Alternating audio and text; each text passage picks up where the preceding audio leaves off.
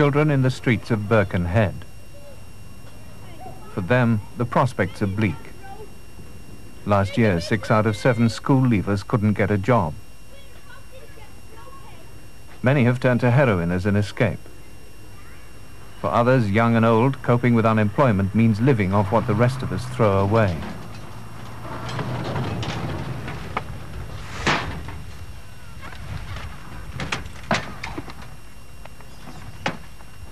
They're among the 13,000 out of work in Birkenhead. People who feel their prospects of work are so poor, they're on the scrap heap. It wasn't always so. Birkenhead once thrived. The Queen goes to Merseyside, there to give a royal send-off to the world's most modern aircraft carrier, the Ark Royal. The 60,000 are at SoundLad shipyard at Birkenhead to welcome her. May 1950, the then Queen Elizabeth visited Birkenhead. It was a celebration of the town's industrial might. SoundLads built Birkenhead, and in 1950 their shipyard employed 17,000 men. I name this ship Ark Royal. May God protect her and all who sail in her.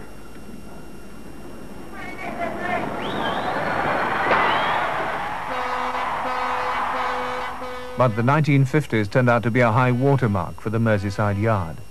Shipbuilding went into decline, and so did the town it had created. Shipyards and docks, which once employed 30,000, now provide work for less than 2,000. Today, even those jobs are threatened.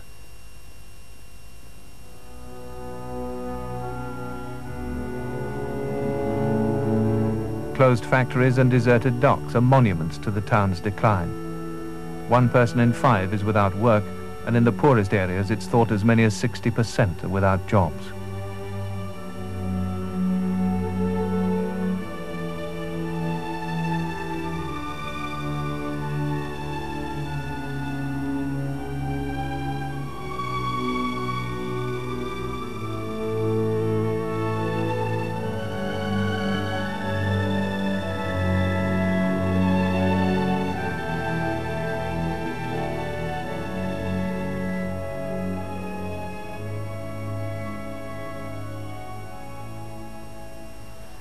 SoundLads today. Only 2 projects remain in the yard, and there are no orders on the books. The destroyer HMS Edinburgh leaves for sea trials this week. An offshore rig for British Gas is due to leave soon after. And this summer, 1,000 men will finish too. Among the latest casualties is a foreman scaffolder who had charge of 50 men. Alan Dawson. We worked approximately 200 foot up in the air. It was a really a good effort from the whole department to do it. Then, after the Southern Explorer went, we then had to stage out another rig, which again was a high job, and new techniques of staging, which the department done, myself and other foremen. And then, after doing all this, to do everything that SoundLads requested you to do, and the men within the department, to be just handed a letter one night and told to leave the yard by the end of the week is just incredible.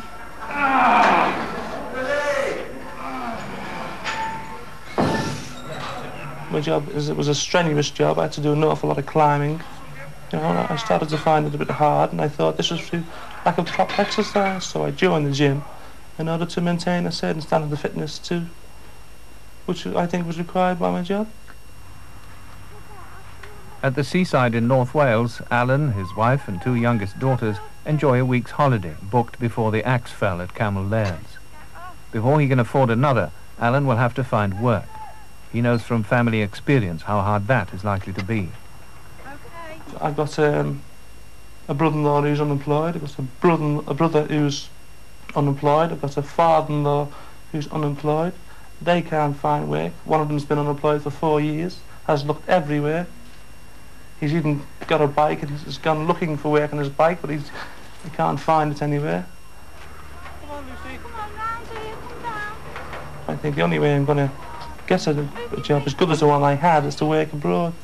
I think it will affect my family life. I would miss the children. I've got 2.5-year-old and a 4-year-old and an 11-year-old. You know, I think I'd miss them greatly. Oh, then there's the dole. Well, there's a dole that's living on the breadline all the time. I can see us running out of money. We won't be able to pay the bills. We won't be able to do what we've been used to in the past years. And this will lead to tension and arguments and, you know, we could end up splitting up, I suppose.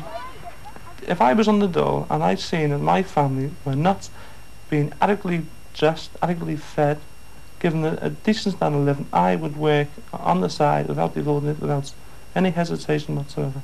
What are the drawbacks to doing that? The drawbacks are that if you get caught, you could probably get dole stopped, or you could get sent to prison. But I think I am willing to take that chance because I am willing to work. They are defrauding me of the right to work.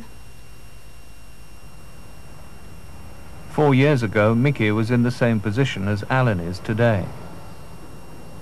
At 30, he'd worked all his life in ship repair, winning promotion to charge hand and leading a team of riggers.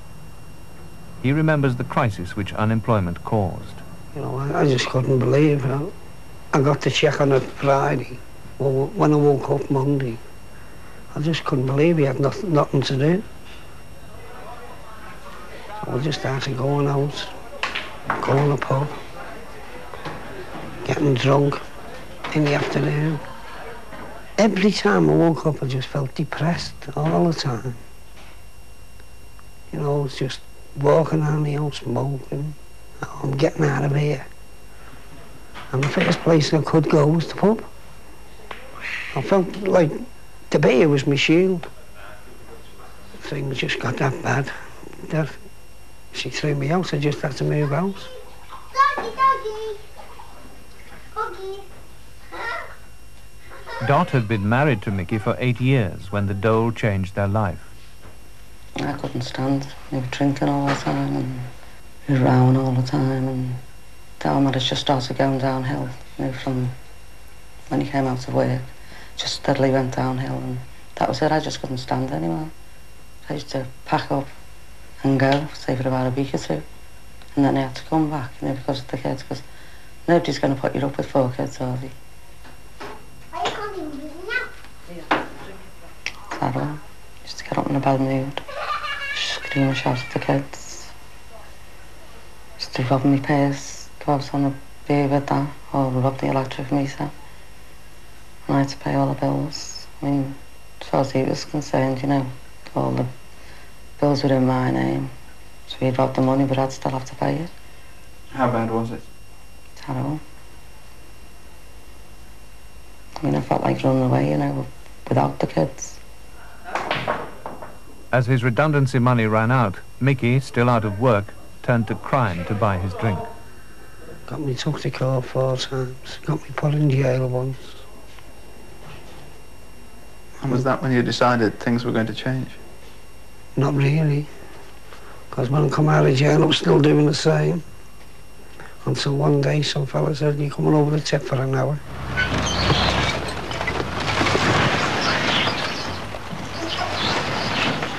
Bidston Moss Tip, Birkenhead. People come here to find clothes for their families, furniture for their homes, or scrap they can sell. We even found one man getting his food. This is the frontier between the haves and have-nots. The boundary between 2 Britons is marked by a row of rubbish skips.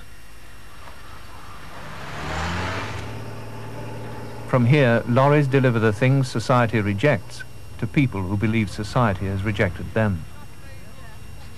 10 years ago, only a handful of routers visited the tip. Today, that handful has become 100. Oh, I was only there for about half an hour, and now when I come off, couldn't take it. You know, you got to wait by a skip and dive in. If you see anything, you know, it just wasn't me.